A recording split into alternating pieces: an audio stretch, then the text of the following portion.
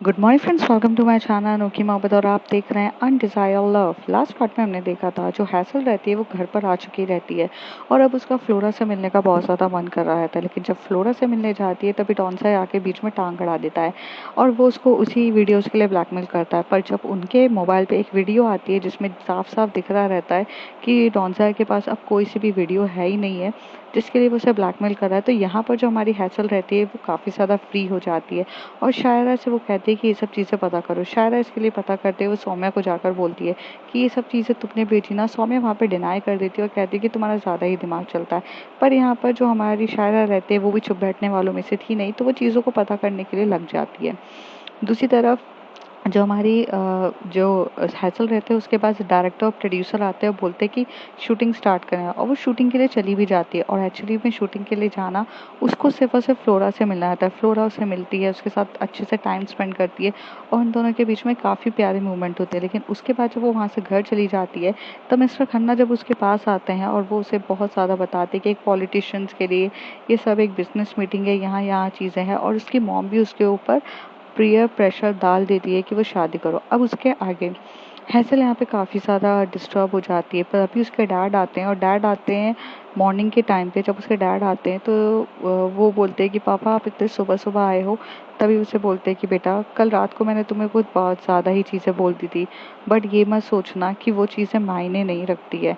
हाँ, मैंने तुम्हें कुछ ज़्यादा ही बोल दिया, इस चीज़ के लिए मैं तुमसे माफ़ी चाहता हूँ, और तुम मेरी एक लौती बेटी हो और मैं अपनी लौती बेटी का हर चीज़ से भविष्य और सब चीज़ें सिक्योर करना चाहता हूँ। तुम्हें पता है कि वो जो यूएसए के मिस्टर मार्शल्स जो हैं वो one of the best producers हैं और बेस्ट इन्वेस्टर्स हैं। अगर वो हमारे साथ पैसा इन्वेस्ट कर रहे हैं एक पॉलिटिशियंस डॉनसाई के फादर के नेम से, एक पॉलिटिशियन के नाम से, तो हमारे लिए कितना इम्पोर्टेंट है। और आज तुम्हें अगर डॉनसाई के साथ अच्छा नहीं लग रहा है तो ये सिर्फ तुम एक समझ लो कि it's just a business deal. तुम एक बिजनेस डील कर लो उसके साथ, अगर ठीक नहीं लगे तो उसके साथ उसको डिवोर्स दे देना, बाकी छोड़ देना, बट तुम्हें ये शादी करनी ही पड़ेगी। और प्लीज़, हमारी रेपुटेशंस का सवाल है और इस ड्यूरेशन में रेपुटेशंस बहुत ज़्यादा इंपॉर्टेंट रहती है और बहुत ज़्यादा ज़ोरों शोरों से अभी पब्लिसिटी होने वाली है, ये सब चीज़ें होंगी, तो मैं नहीं चाहता कि तुम्हारा लिंक किसी और के साथ दिखे। हर जगह डॉनसाई के साथ ही हो। और मैं सोच रहा हूँ 3 दिन के बाद तुम्हारी और डॉनसाई की एंगेजमेंट फिक्स हो जाए और एंगेजमेंट कर लो तुम, ताकि तुम दोनों इस रिलेशनशिप में बन जाओ और लोगों को लीगलाइज तरीके से दिखे कि भाई अब ये दोनों एक होने लगते हैं। तभी हैसल कहती है पर पापा, मैं मैं खुश नहीं हूँ पापा, पर मेरे साइड से भी हाँ नहीं है। तो हैसल की तरफ उसके डैड अब आते हैं और पास में आके उसे बोलते हैं, लिसन, मैं तुम्हें ये सब चीज़ें बहुत प्यार से समझा रहा हूँ क्योंकि तुम मेरी इकलौती बेटी हो हैसल। लेकिन अब इस तरीके से तुम अगर ज़िद करने लग गई तो मुझे दूसरा तरीका भी आता है तुम्हें समझाने के लिए। यहाँ तुम मानो या ना मानो ज़बरदस्ती होगी। तुम्हारे जो बैंक अकाउंट्स, जो तुम्हारी एकदम लग्जरी लाइफ जो तुम इतने अच्छे से जी रही हो ना, जिनमें से तुम कमाती तो सिर्फ थोड़ा सा हो, मीन्स तुम्हारी खुद की रेपुटेशंस और तुम्हारा खुद का पैसा सिर्फ थोड़ा सा है, लेकिन बाकी चीज़ जो तुम्हारे नखरे वगैरह सब कुछ हैंडल करने वाला जो जगह चीज़ें हैं वो मेरी है। मैंने ही तुम्हें इतने सारे बैंक अकाउंट्स वगैरह देकर रखे हैं जिसमें तुम अपनी मर्जी से जाकर अपनी लाइफ को उस तरीके से जीती हो, जबकि हालांकि तुम अगर अपनी सैलरी में अगर जीने की बात करोगी ना तो तुम इतना जी नहीं सकती हो। तो मुझसे बैर लेकर कोई मतलब नहीं है, वरना ऐसा होगा, पता चला ऐसा हुआ कि तुम आगे जाकर तुम्हारे पास जो इतनी सारी चीज़ें हैं वो सब भी तुमसे छिन जाए। तो माइंड माय वर्ड्स, क्योंकि मैं डायरेक्टली या इनडायरेक्टली तुम्हारे डॉनसाई के साथ शादी करवा कर ही रहूँगा। अब तुम अच्छे से मानो तो ज़्यादा बेटर है, लेकिन अगर तुम बुरे तरीके से मानोगी तो उस पर मैं कुछ कर नहीं सकता हूँ। ऐसे ऐसे बोल देता है। तो यहाँ पर जो हैसल रहती है वो थोड़ी-सी डर जाती है, क्योंकि अब हैसल के पास जितने भी बैंक अकाउंट्स रहते हैं, जिसमें उसके पास डोमिनेंस सा जो पैसा रहता है वो एक्चुअली में उसका खुद का पैसा नहीं रहता है, वो तो ज़ाहिर-सी बात है उसके डैड का पैसा रहता है। और उसकी खुद की जो रेपुटेशंस है, जितना पैसा उसने खुद में कमाया रहता है, उस हिसाब से देखा जाए तो वो बहुत कम रहता है और वो बचपन से एकदम लाविश तरीके से लाइफ़स्टाइल जी है। तो उसकी खुद की मूवी से जितना उसको पैसा मिलता है शायद से उससे तो ये सब चीज़ें पॉसिबल थी नहीं। ये बात वो भी काफ़ी अच्छे से समझ गई थी।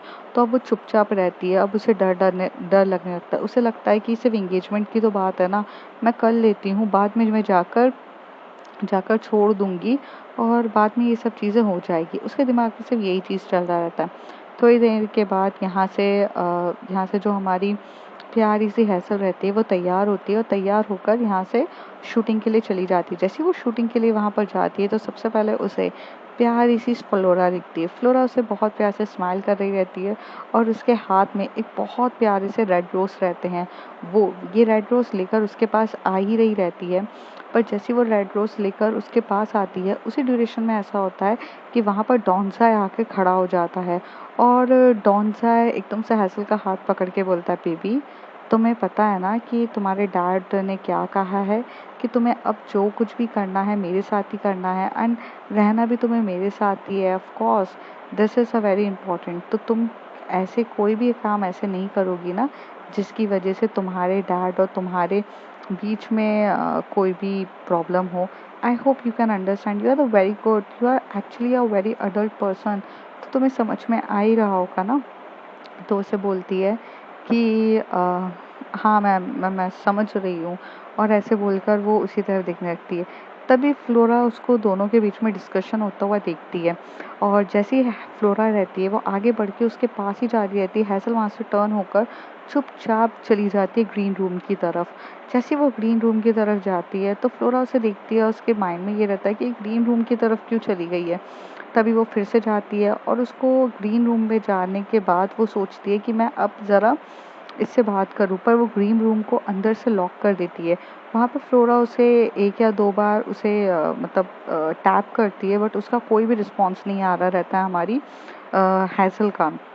तभी उसे लगता है शायद उसे सुनाई नहीं दे रहा है, तो वो उसके फ़ोन पर भी रिंग करती है, लेकिन वो फ़ोन पर भी उसे कोई भी तरीके से रिस्पॉन्स नहीं कर रही रहती है।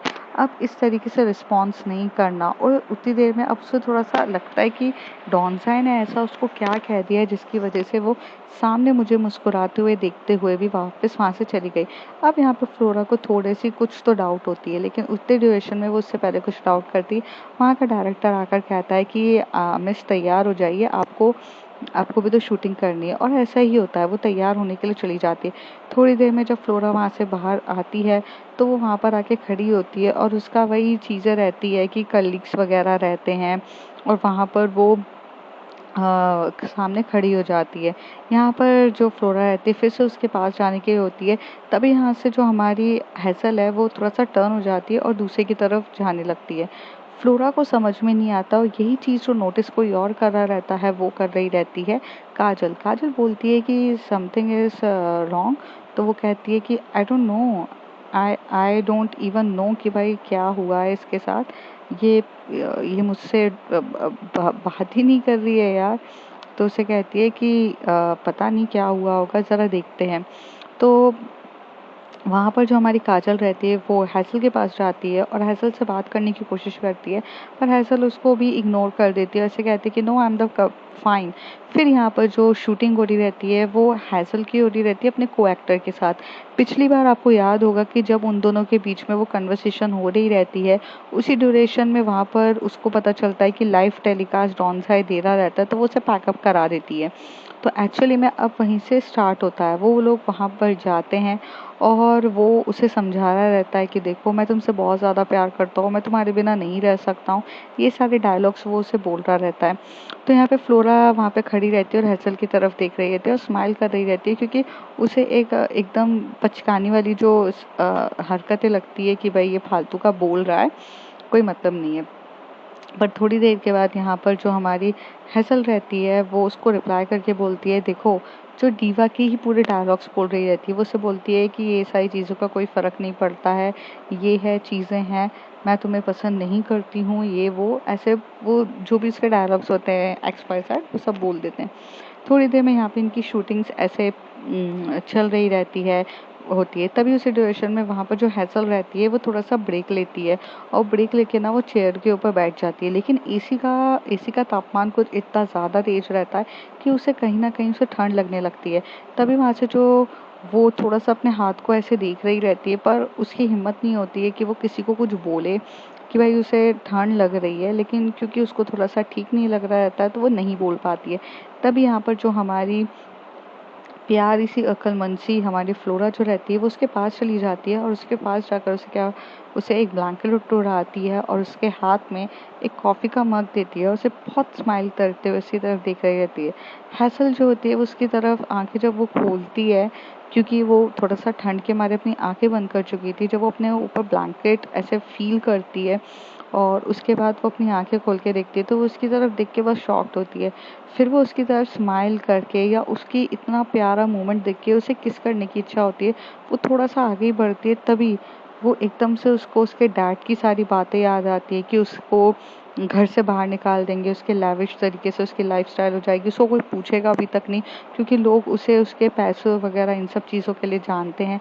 ये सब चीज़ें उसके दिमाग में चलती है ना, तो वो चुप हो जाती है, और चुप होकर एकदम से पीछे हो जाती है और इग्नोर करने लग जाती है। फ्लोरा उसके ये बिहेवियर को ऐसे देखती है, पर वो फिर उसके बाद सोचती है कि यार मैं अभी क्या बोलूँ इसको कैसे समझाऊँ, इसे क्या बोलूँ। वो कुछ नहीं बोलती है, क्योंकि उसी ड्यूरेशन में सामने के सामने डॉन साहब भी बैठा रहता है और कुछ रहता है, तो यहाँ के चक्कर में रहती है। फ्लोरा को पता रहता है कि डॉन साहब ने कुछ ऐसी बात कही है जिसकी वजह से वो उससे दूर जा रही है, इसलिए वो ये चीज़ डिसाइड करती है कि वो बोलेगी तो सही, पर वो अभी नहीं बोलेगी। वो कब बोलेगी?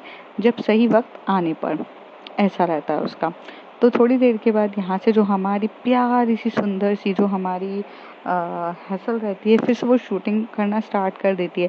अब इस शूटिंग के दौरान में उसकी शूटिंग अच्छी खासी चल रही रहती है, और यहाँ पर ऐसा होता है कि जो उसके मॉम एंड डैड रहते हैं दीवा के मतलब हेज़ल का जो कैरेक्टर रहता है दीवा, उसके जो मॉम एंड डैड आते हैं, वो सारे कैरेक्टर्स भी जो स्टार्टिंग में हमने देखा था कि मूवी जब हमारी ये स्टोरी स्टार्ट हुई थी, तो स्टार्टिंग में उसके जितने भी कैरेक्टर्स थे वो सारे जो हमें दिखे थे वो सारे आ जाते हैं, और सब वहाँ पे दीवा को प्रेशराइज कर रहे रहते हैं कि वो बहुत अच्छा लड़का है, वो बहुत अच्छा लड़का है, उससे शादी कर लो, उससे शादी करोगे तो तुम्हारी रेपुटेशन काफ़ी अच्छी होगी।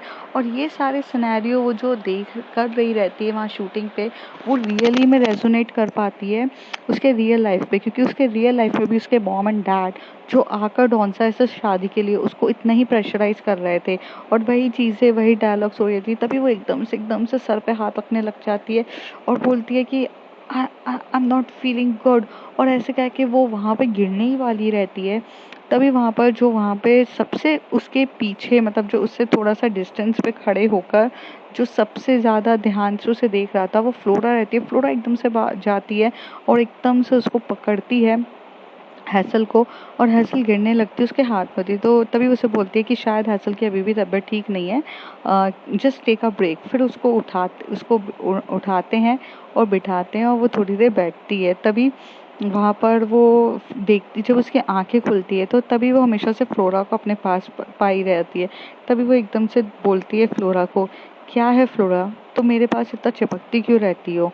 तुम्हें तुम्हें क्या प्रॉब्लम है क्या? जब देखो तुम मेरे पास आके खड़ी हो जाती हो। तुम्हें नहीं लगता कि तुम्हें थोड़ा सा डिस्टेंस मेंटेन करके रखना चाहिए? इतना किसी के भी करीब आना ये भी बात अच्छी बात नहीं होती है। तुम्हें समझ में आता है, हाँ भाई तुम अच्छी लड़की हो, मैं सब चीज़ तुम्हारी समझती हूँ कि तुमने जब मेरी तबीयत ज़रा खराब थी तुमने मेरी हेल्प करी, बट इसका मतलब क्या है कि मैं तुम्हारे साथ रिलेशनशिप में रहूं? नहीं, मुझे तुम्हारे साथ कोई रिलेशनशिप में नहीं रहना है। और वैसे भी उस लड़की के साथ क्या रिलेशनशिप में रहना जो एक्चुअली में किसी को जलाने के लिए टेम्पररी रिलेशनशिप तक रख दे सौम्या के साथ। और तुम मतलब मुझे हर्ट करने के लिए एक टेम्पररी रिलेशनशिप में आ सकती हो, तो फिर रियल रिलेशनशिप में आने के लिए तुम्हें कितना टाइम लगेगा? और वैसे भी जो लड़की अपनी मोहब्बत को नहीं समझ पाई, उसका ध्यान नहीं रख पाई, उसको कितने पेन में है वो चीज़ तुम्हें समझ में नहीं आई, वो लड़की मेरा क्या ध्यान रखेगी? हाँ, जिस दिन मैं जब अपनी मौत के मुंह पे पहुंच गई, मैं बीमार हो गई, मैं टूट गई, तब तुम्हें समझ में आया कि हाँ भाई इस लड़की के साथ कुछ तो गलत हुआ है, इस वजह से ये ऐसे कर रही है। तुमने तो खुद का दिमाग तक लगाया तक नहीं, तुमने ये तक जानने की कोशिश नहीं करी कि भाई वो सब एक तरीके से एक प्रॉब्लम हो सकती है।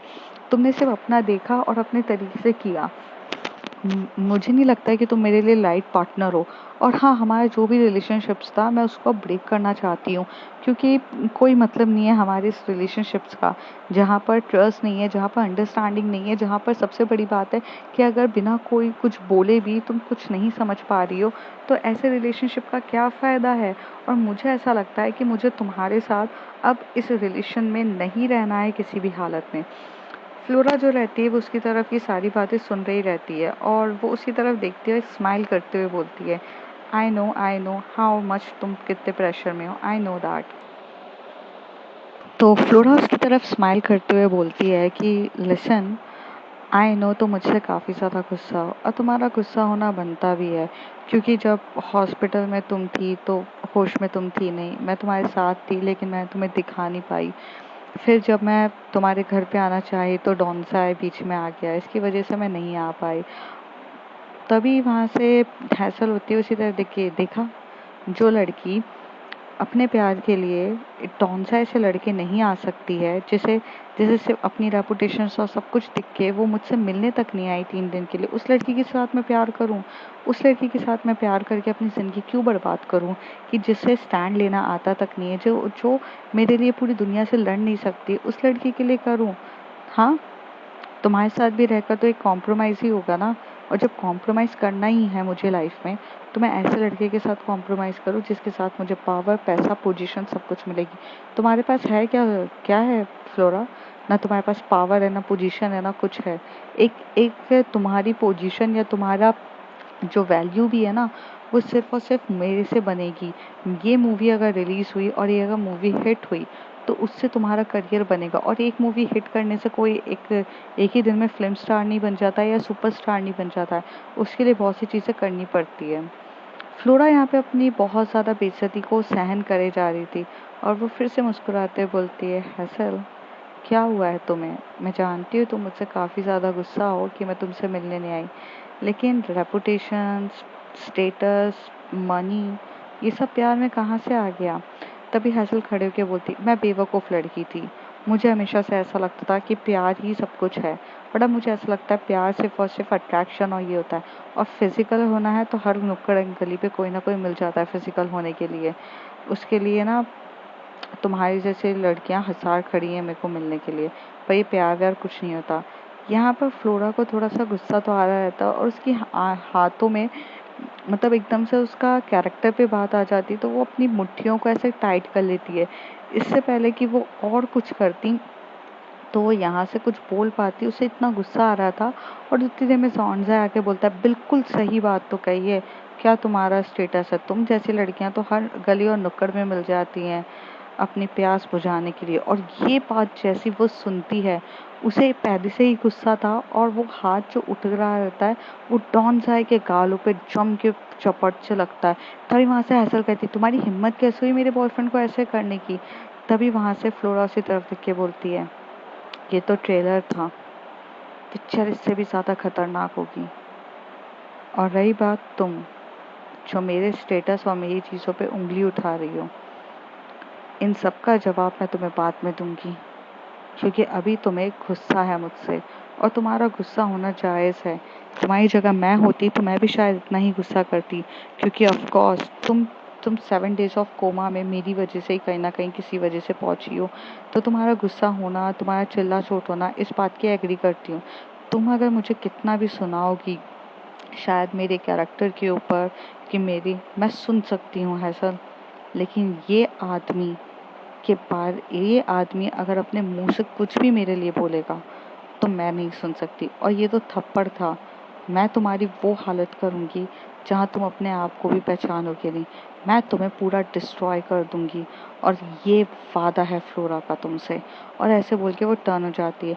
हैसल ने आज तक कभी भी फ्लोरा को इतने गुस्से में कभी नहीं देखा था, क्योंकि उसे पता ही नहीं था कि एक चॉकलेट गर्ल इतना गुस्सा कभी कर सकती है।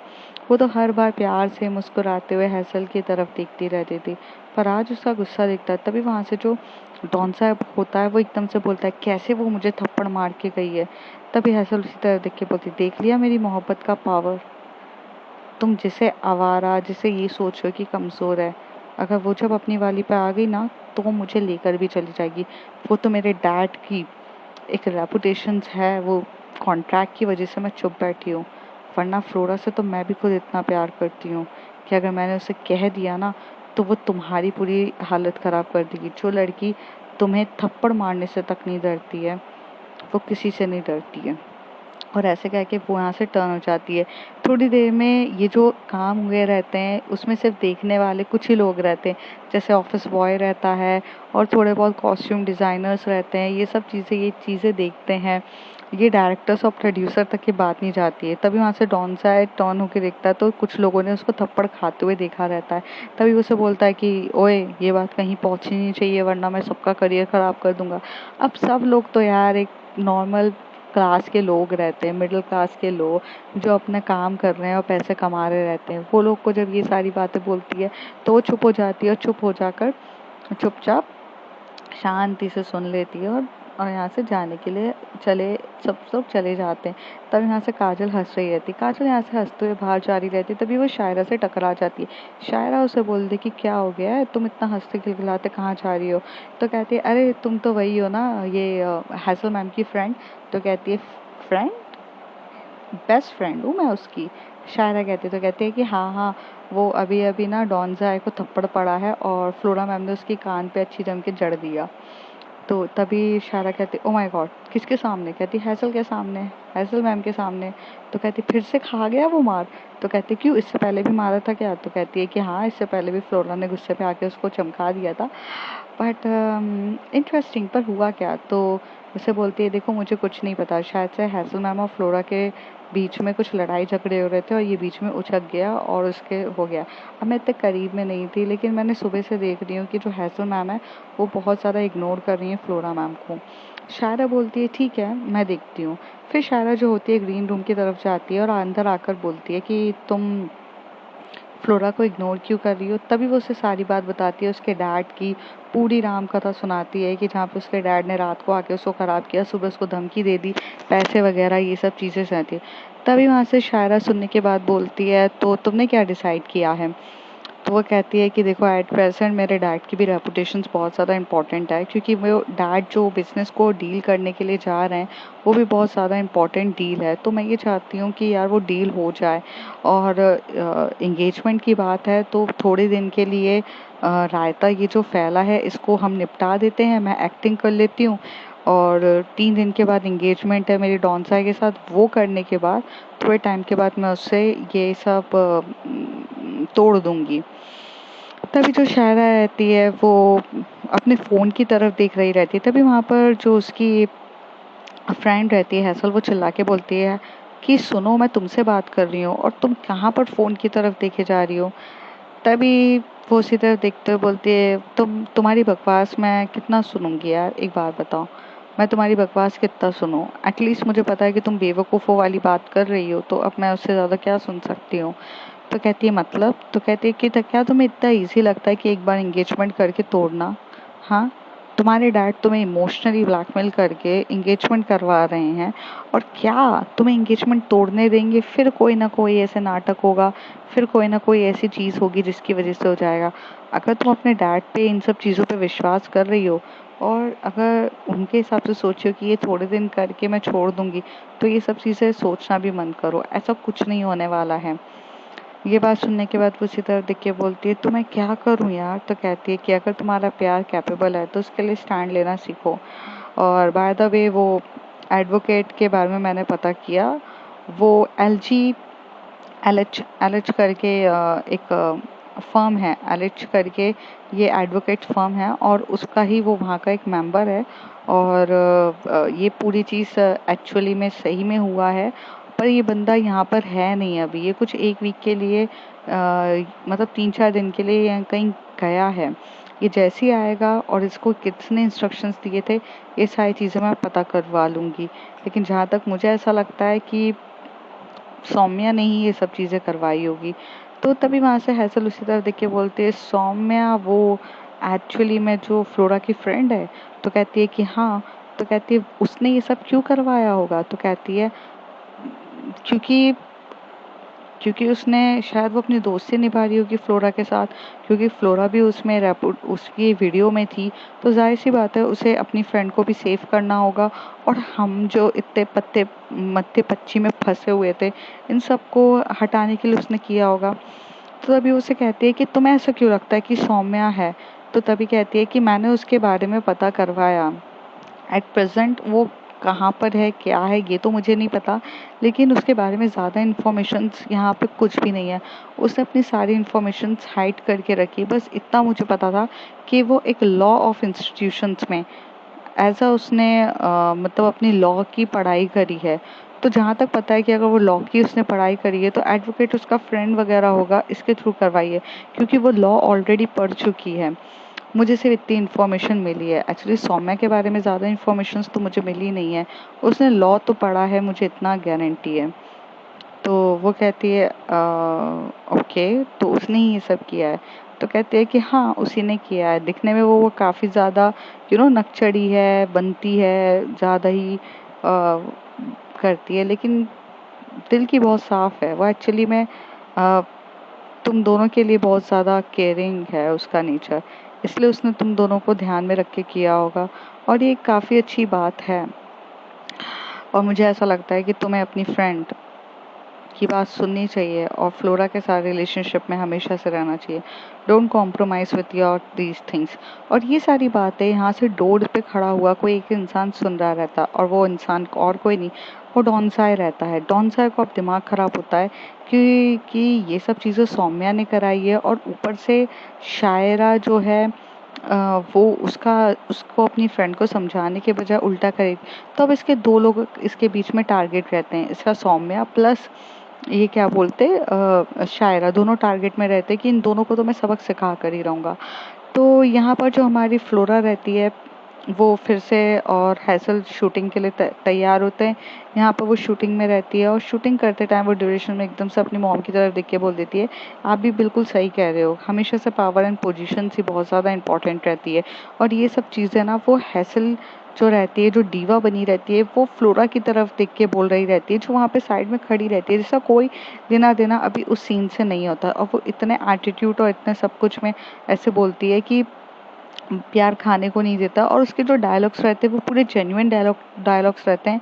ये सारे डायलॉग्स तो एक्चुअली डायलॉग राइटर्स ने भी नहीं डाले रहते हैं, मतलब वो अपने दिल की फीलिंग्स बता रही थी, और वो उस जो भी बोल रही थी, लेकिन तब भी फ्लोरा वहाँ पे स्माइल करती है और ऐसे बिहेव करती है कि मुझे तुम्हारी बातों से कोई फ़र्क भी नहीं पड़ता है, I know this is all the bullshit which you are talking with me, ऐसे बिहेव करती है। पर यहाँ पे हासिल को गुस्सा आता है, मतलब दीवा को गुस्सा आता है कि यार ये बात समझ क्यों नहीं रही है, पैसा इंपॉर्टेंट है, ये सब चीज़ें। हालांकि शायरा ने उसे समझाया था, बट शायरा की बात भी उसको समझ में नहीं आती, क्योंकि उसे इस बात का डर रहता है कि अगर उसने फ्लोरा से प्यार व्यार कर लिया तो पैसे पावर तो कुछ भी नहीं है उन दोनों के पास, और वो ऐसी लेविश लाइफ जीने वाले इंसान बिना पैसों के कैसे रहेंगे। एक तरीके से इंसान ड्रग एडिक्ट हो जाता है कि जब वो एक अच्छी रेपुटेशंस वाली लाइफ जी रहा रहता है, और वो इस तरीके से होता है। उसकी शादी की फिक्स हो जाती है, और यहाँ पे शादी थे। तब यहाँ पर दूसरा सीन रहता है फ्लोरा का, जहाँ पर वो एक्चुअली में शिरीन बनी रहती है। ये बात जब शिरीन को पता चलती है तो शिरीन फ्लोरा से मिलने के लिए, शिरीन जो फ्लोरा रहती है वो हैसल मतलब डीवा से मिलने के लिए आती है। वो दोनों वहाँ पे खड़े रहते हैं, जिसमें फ्लोरा उसे बोलती है, ऐसी भी क्या मजबूरी रही है जो तुम ये सारी चीज़ें कर रही हो, हालांकि प्यार तुम मुझसे करती हो, पर शादी क्यों कर रही हो। और ये ओरिजिनल डायलॉग रहते हैं जो खुद फ्लोरा एक्चुअल में पूछ रही रहती है, मतलब हैज़ल से। लेकिन इन दोनों अपने कैरेक्टर पे ही रह के ऐसे बात कर रहे रहते हैं। तो जिसमें से वो उसे बोलती है कि तुम्हें नहीं लगता है कि दो लड़कियों का कोई फ्यूचर रहता नहीं है। हाँ, मुझे तुमसे प्यार हुआ, तुमसे सब चीज़ हुई, तुम्हारी हर एक चीज़ मुझे पसंद आई, but the reality is that कि मैं तुम्हारे साथ नहीं रह सकती हूँ। तुम्हारे साथ रहकर भी क्या फ़ायदा है, तुम्हारे पास ना वो पावर है, ना पोजीशन है, ना वो स्टेटस है जो तुम मुझे दे सकती हो। तभी फ्लोरा उसी तरफ देख के बोलती है, मेरे पास पैसा बहुत है, मैं तुम्हें खुश रख सकती हूँ, और जब तुमने मुझसे प्यार किया था तब तो तुमने पावर पोजीशन और स्टेटस तो देखा नहीं था। तो हैसल एकदम से टर्न होती है, और उसकी आंखों में कहीं ना कहीं थोड़े से आंसू रहते हैं, रीवा के आंसू रहते हैं, और वो रियली में निकल रहे रहते हैं, और वो ऑटोमेटिकली निकल रहे रहते हैं। और वो उससे बोलती है कि हाँ, गलती हो गई है मुझसे, कभी-कभार हो जाती है। मैंने भी कुछ ध्यान देकर नहीं किया। तभी मतलब हैसल का हाथ पकड़ती है फ्लोरा, मतलब शिरीन हाथ पकड़ती है दीवा का और उसके तरफ अपनी ओर खींचते हुए बोलती है, आँखों में आँखें डाल के क्यों नहीं ये सारी बातें कह देती हो कि ये बात सच में तुम करना ही चाहती हो? तो उसे बोलती है, आँखों में आँखें डालकर क्या होता है? तभी वो उसे बोलती है कि तभी तुम्हें पता चलेगा कि तुम सच बोल रही हो कि नहीं। वो उसकी आँखों में आँखें डाल के बोल रही रहती है कि मुझे शादी करनी पड़ेगी, तुम नहीं समझ सकते हो कि क्यों मैं ये शादी करूँगी। और ऐसे करके उसकी आँखों में से आँसू आ रहे रहते हैं। यहाँ पे शिरीन को फ़ील तो होता है, पर वहाँ पर वो उसे बोलती है कि अब हाथ छोड़ो, मैं किसी और की बीवी बनने वाली हूँ, तुम्हारा हक नहीं है और शिरीन मुझे भूल जाना जितना जल्दी हो सके। ये सारे डायलॉग होते हैं और तभी डायरेक्टर बोलता है कट कट कट, क्योंकि वो एकदम ओरिजिनल शॉट होता है और ओरिजिनल चीज़ें होती है जो काफ़ी ज़्यादा अच्छी रहती है। तो if you like my story, like share and subscribe, and please guys subscribe और फेमस करो यार ये स्टोरी को, अगर आपको रियली में अच्छी लग रही है तो।